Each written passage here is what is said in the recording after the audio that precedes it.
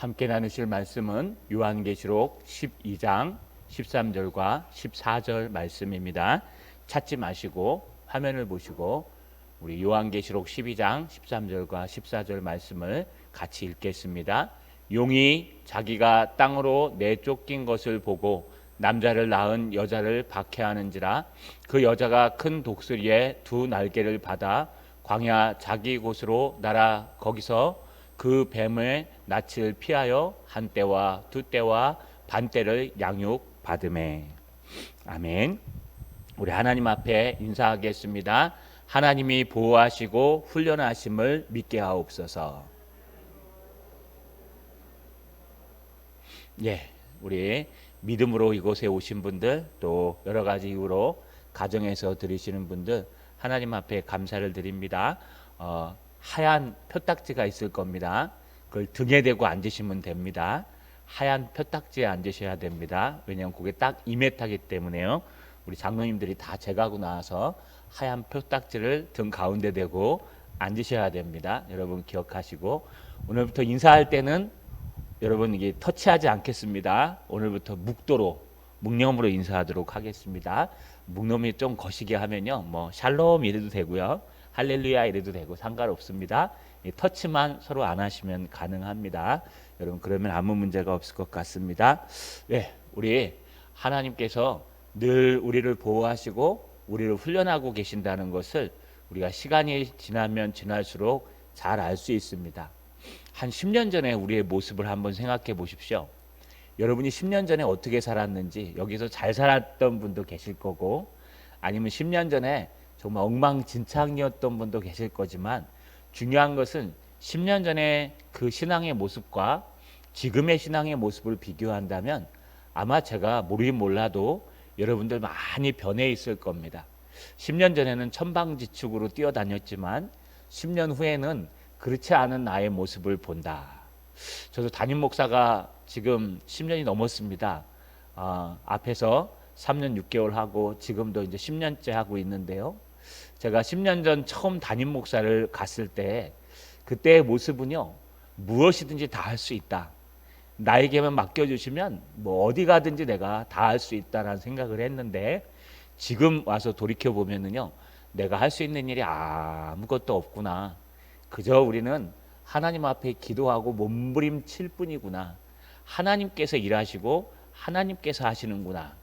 달라진 게 있다면요, 하나님도 안 달라지셨고 말씀도 그대로고 구원받는 방법도 그대로고, 물론 교회는 달라졌습니다만 예배드리는 모습도 그대로인데 무엇이 달라졌을까? 세월 속에서 하나님께서 훈련하시고 보호하신다는 것을 깨달았습니다. 여러분, 하나님께서 저만 그러실까요? 여러분도 똑같습니다. 이 땅은요, 달라지지 않습니다. 이 땅은 그대로 갈 것입니다. 우리 교회도요, 뭐 재건축하지 않는 이상은 이대로 10년, 20년 갈 수도 있습니다. 그렇다면 이 안에 앉은 사람들이 달라질 거고 우리가 달라질 것입니다. 왜냐하면 하나님은 하나님의 교회가 바뀌길 원하시고 하나님은 하나님의 나라가 바뀌길 원하시기 때문에 그렇습니다. 오늘 말씀을 통해서 어떻게 우리가 달라져야 하는지 한번 나누어 보도록 하겠습니다. 따라 읽겠습니다. 용이 여자를 박해한다. 한 번 더요. 용이 여자를 박해한다. 요한계시록 12장의 말씀은 용에 대해서 이야기하고 13장의 말씀은 용이 부리는 두 짐승에 대해서 이야기합니다.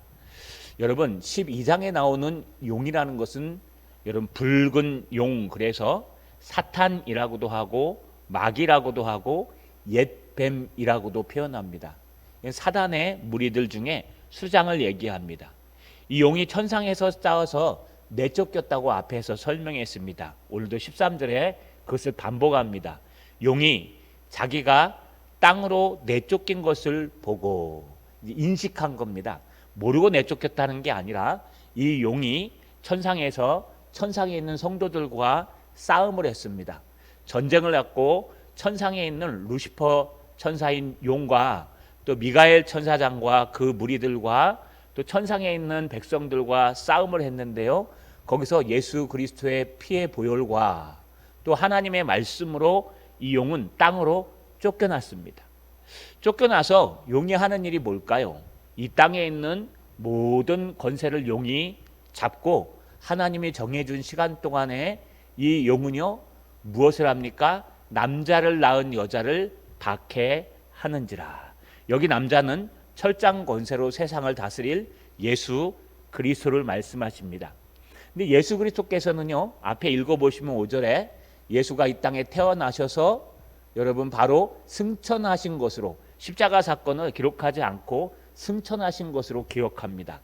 그러니 더 이상 용은요 이 예수 그리스도를 괴롭힐 수가 없습니다. 그래서 용이 괴롭히는 것은 남자를 낳은 여자를 괴롭힙니다. 이걸 천주교에서 마리아라고 하겠죠. 그러나 그것이 아닙니다. 이 여자는 구약과 신약의 교회를 얘기합니다. 이 구약의 해산하는 고통으로 메시아를 기다린다는 뜻과 또 여러 부분에 있어서 하나님의 예수 그리스도를 기다린다는 뜻을 갖고 있기 때문에 남자를 낳은 여자는 신약과 구약의 예수 그리스도를 믿고 그분으로 인하여 잉태하는 그런 믿는 사람들, 예수를 믿는 교회들을 이야기합니다. 이 용이요 땅으로 쫓겨난 후에 교회를 괴롭히기 시작합니다. 박해하다라는 건 여러분 억압하다, 억누르다라는 헬라어의 원문을 갖고 있습니다. 다시 말하면 하나님의 성도들을 억압하고 하나님의 교회를 억압해서 될 수만 있으면 하나님의 교회가 복음을 전하지 못하도록, 변화되지 못하도록, 하나님의 교회가 내란이 나서 서로 싸우도록, 하나님의 교회가 분란이 나서 더 이상 하나님의 복음을 전하지 못하도록, 그냥 여러분 이 교회에 있는 모든 성도들과 교회를 박해하고 억압하고, 또 그것도 안 되면요 여러분 이렇게 코로나로 인해서 예배하지 못하도록, 또 여러 가지 이유로 인해서 예배하지 못하도록, 점점 세상은요 예배하지 못하도록 만들 것입니다. 어떤 분들은 이 코로나가요 뭐 하나님께서 주신 어떤 심판이라고도 표현합니다. 또 어떤 분들은요 이거 사단 마귀의 계계다라고도 말합니다. 그러나 모든 것은 하나님의 손 안에서 이루어지는 거기 때문에 코로나는요 하나님께서 허용하신 하나의 방법일 것입니다. 그러면 이 코로나를 통해서 우리는 무엇을 느낄까요? 예배하는 것이 얼마나 소중한 것인지, 또 하나님을 붙드는 것이 얼마나 소중한 것인지, 하나님을 찬양하고 마음 놓고 주님을 찬양하는 것이 얼마나 소중한 것인지 다시 한번 깨달아 봅니다. 왜 그럴까요? 여러분 저 중국이나 북한에서는 찬양을 하고 싶어도 찬양을 못하고 골방에 들어가서요 문을 몇 겹 걸어 잠궈 놓고 조용히 소리 지르면서 찬양한답니다. 근데 우리는 마음 놓고 찬양할 수 있는데도 우리는 찬양하는 자리에 별로 가고 싶어 하지 않는 모습을 봅니다. 그럴 때 우리가 돌아보면요 코로나로 인해서 정말 우리가 하나님을 예배하는 것이 얼마나 소중한 것인지 깨달으셔야 됩니다. 남을 탓하는 게 아니고요 우리 스스로를 탓해야 됩니다. 아이고 누구누구 때문이야, 저런 것들 때문에 이렇지, 그럼 잘못된 거예요. 우리 한 사람 한 사람 때문에 하나님은 그런 일들을 하실 수 있어요. 그런데 또 다른 방법으로 본다면 어쩌면 사단 마귀가 이런 짓들을 할 수도 있습니다. 여러분 뭐 음모설이긴 하지만 이 코로나가 자연적으로 발생할 수 없다고 하는 사람들도 있습니다. 그래서 이거 틀림없이 에볼라나 이런 것들처럼 화학무기의 일종이 아니냐라고 하는 음모설도 있습니다. 뭐 그걸 믿고자 하는 것이 아니고요. 인간이 자연을 파괴하고 인간이 욕심을 위해서, 권력을 위해서 만들어낸 병균일 수도 있다는 겁니다. 뭐 DNA는요 양 줄기가 있어갖고 균형 잡혀 있는데 RNA는 한쪽만 붙어 있는 겁니다. 여기에 돌출 부위가 생길 수가 없답니다. 단백질이. 그런데 단백질이 생긴 건 인간이 인위적으로 붙였을 것이다 하는 논문도 있고요. 또 하나는 여러분 박쥐로부터 나왔는데 대부분 보면은 이 자연을 갖다가 인간이 파괴해서 박쥐가 저 동굴 안에 있어야 되고 숲속에 있어야 되는데 숲을 다 파괴하니까요 박쥐들이 인간 세상으로 나와가지고 사람들과 접촉하면서 생긴 그런 여러분 병균일 수도 있다라고 얘기합니다. 그러면 두 가지를 볼 수 있습니다. 하나님이 허용하셨지만 인간이 만들어낸 병균일 수도 있다는 거예요. 인간이 자연을 너무 많이 파괴해서 만들 수 있는 병균일 수도 있고, 또 인간이 다른 사람을 죽이고 자기 권력을 세우기 위해서 만든 무기일 수도 있다는 겁니다. 뭐 무엇이 맞는지는 모르겠습니다. 그 기원을 안 밝혀봤으니까요.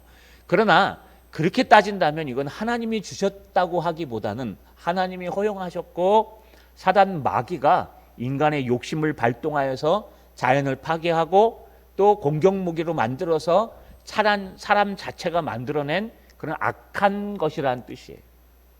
여러분, 그렇게 본다면은 이 코로나도 어쩌면 일종의 마귀의 계기일 수도 있습니다. 왜 그럴까요? 이것을 통해서 사람들이 모이지 못하게 하고 수많은 사람들이 죽게 하고 수많은 사람들이 예배 자리에 나오지 못하게 한다면 이건 하나님이 기뻐하시는 일은 아닌 것 같습니다. 이렇게 여러 가지 방법으로 사단 마귀는 우리를 공격하고 우리를 계속해서 핍박할 것입니다. 이 지구가 끝나는 날까지, 주님 재림하시는 날까지 핍박하고 공격하고 될 수만 있으면 교회가 바로 서지 못하도록, 될 수만 있으면 하나님의 성도들이 자라나지 못하도록 박해하고 공격한다는 것입니다. 그러면 이 속에서 하나님의 성도들은 무엇을 바라봐야 할까요? 오늘 한번 따라 읽어보겠습니다. 여자가 보호받고 훈련 받는다. 한 번 더요. 여자가 보호받고 훈련 받는다.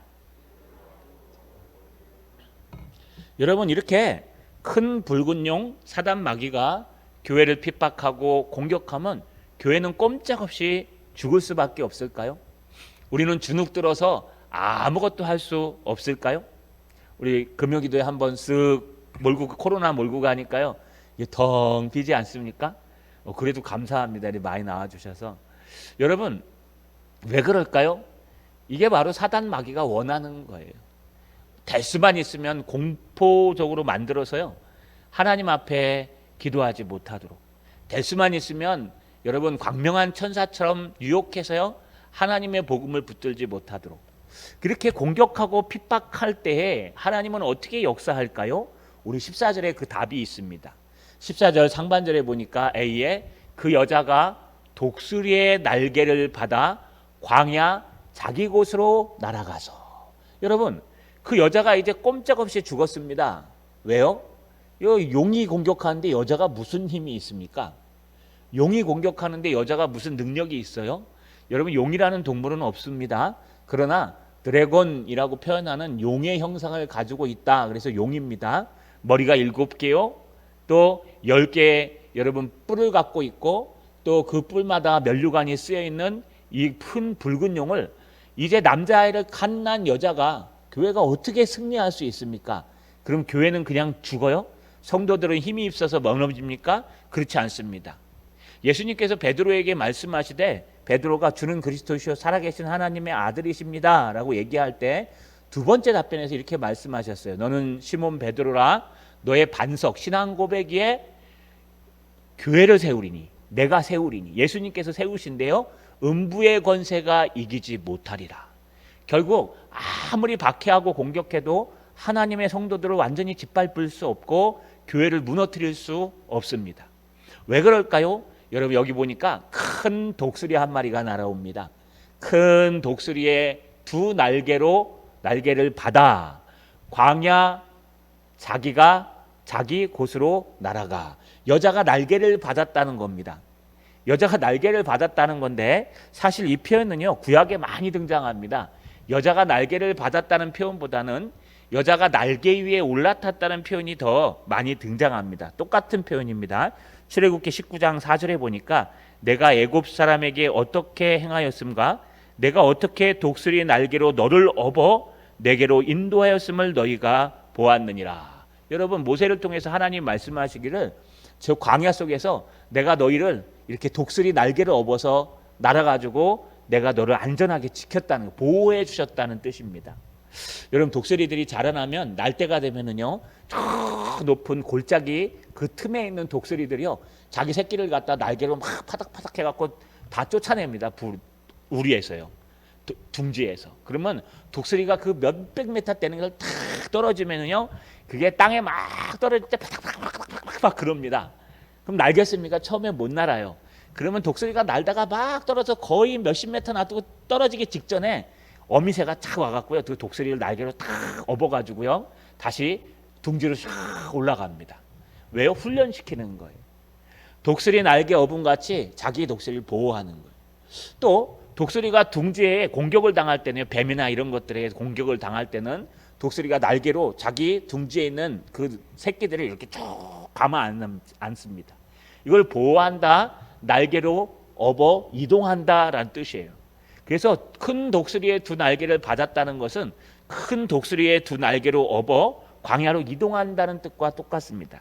신명기 32장 10절에서 12절에 보면 이렇게 말씀하십니다.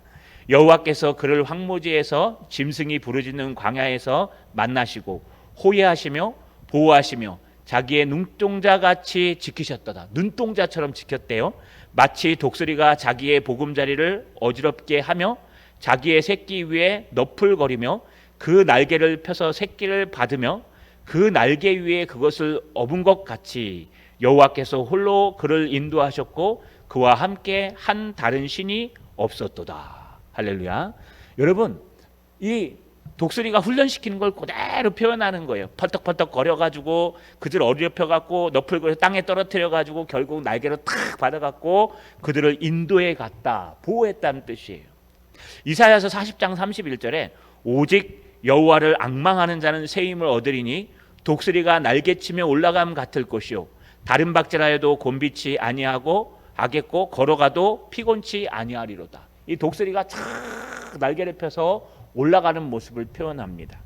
여러분, 결국 독수리의 두 날개를 받았다는 것, 독수리가 두 날개로 그 여자를 받았다는 것, 이것은요, 하나님의 교회를 하나님께서 지키시고 보호하신다는 뜻이에요.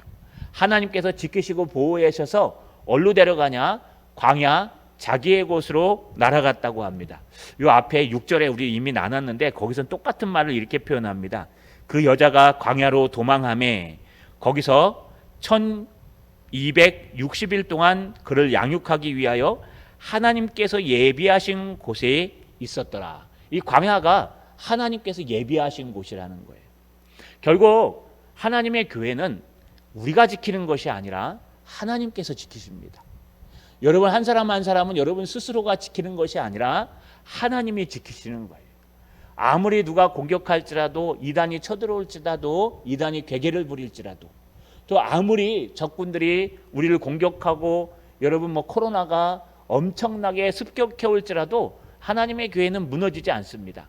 하나님의 교회는 우리가 지키는 것이 아니라 우리는 그저 몸부림치며 기도할 때 하나님이 독수리 날개로 업어서 자기가 예비하신 광야로 움직이신다는 겁니다. 그럼 가만히 있으면 되겠네요? 그렇지 않습니다. 광야에서 하는 것이 뭘까요? 14절 10원에 보니까 거기서 그 뱀의 낫을 피하여 한 때와 두 때와 반 때를 양육받으매. 거기서 바로 그 광야, 하나님이 예비하신 땅입니다. 그 땅에서 우리는 무엇을 해요?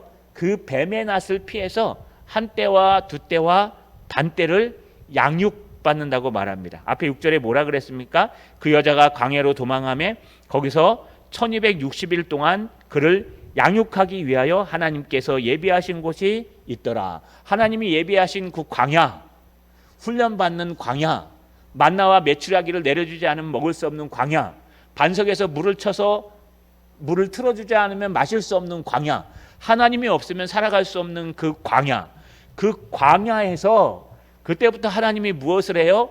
하나님의 교회를 양육하고 훈련하며 하나님의 성도들을 그 광야에서 양육하고 훈련한다는 거예요.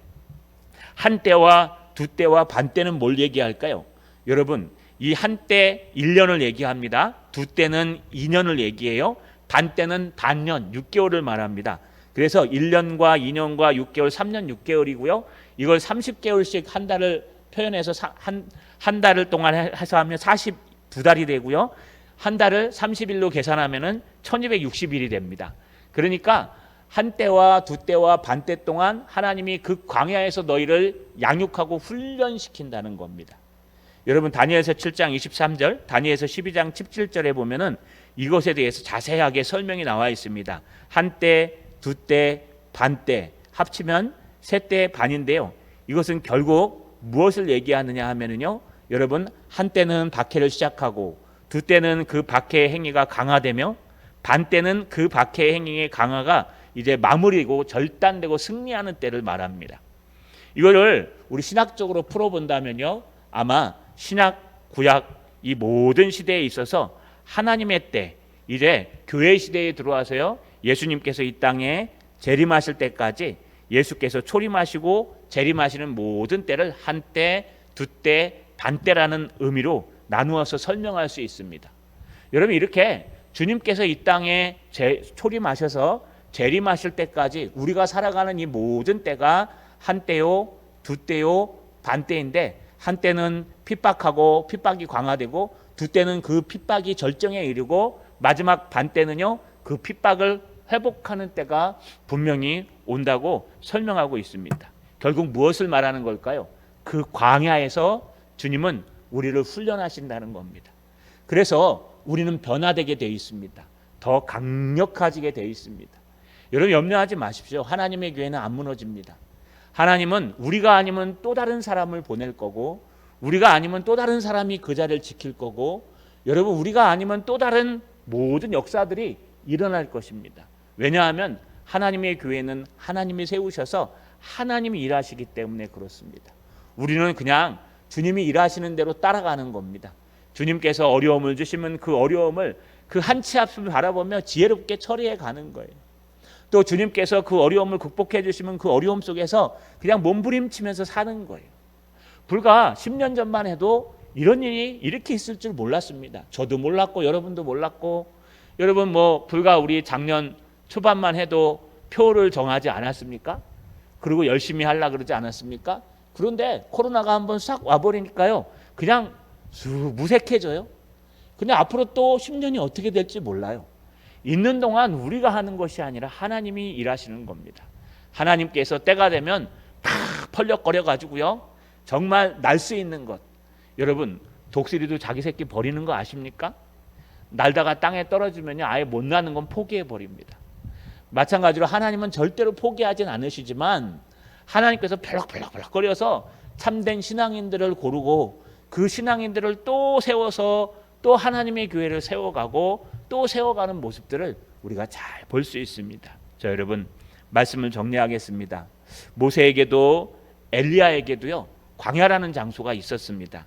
신약 교회에서도요, 예수님을 믿는 사람들은 좋은 일만 있는 게 아니라 전쟁통에서 피난도 갔습니다. 적들이 쳐들어올 때 셀라 평지라는 평지로 피난 가서요, 거기에서 재앙을 만났지만 끝까지 살아남았습니다. 로마 시대 때도요, 많은 성도들이 원형 경기장에서 죽었지만 결국 그들은 카타콤이라는 동굴로 피해서 살아남았습니다. 중세에는요, 왈도파라는 그 신앙인들이요, 알프스 산맥을 넘어서 카탈루츠 계곡이라는 곳에 숨어서 그저 생명만 연장하면서 신앙을 지켰습니다. 그 결과 어떻게 됐습니까?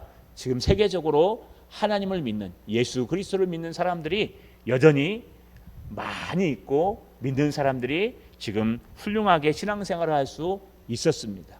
이 코로나의 어려움도 지나갈 것입니다. 이단의 어려움도 지나갈 것입니다. 분명히 하나님이 이기게 하실 겁니다. 중요한 것은 그 속에서 우리가 버텨내는 것입니다.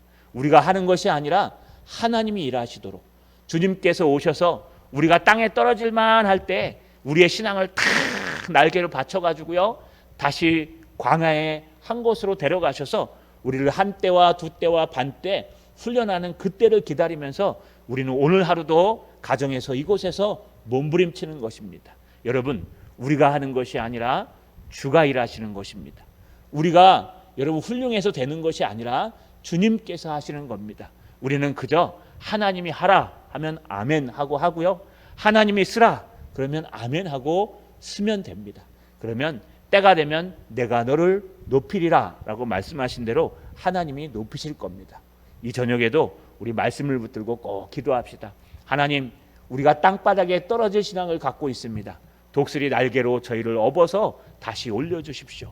또 우리가 훈련받기를 원합니다. 10년 전이나 지금이나 똑같은 사람이 아니라 더 성숙하고 더 하나님 앞에 쓰임받는 종, 그런 성도 교회가 되게 해달라고 간절히 기도하시는 저 여러분 되시기를 주님의 이름으로 축원합니다.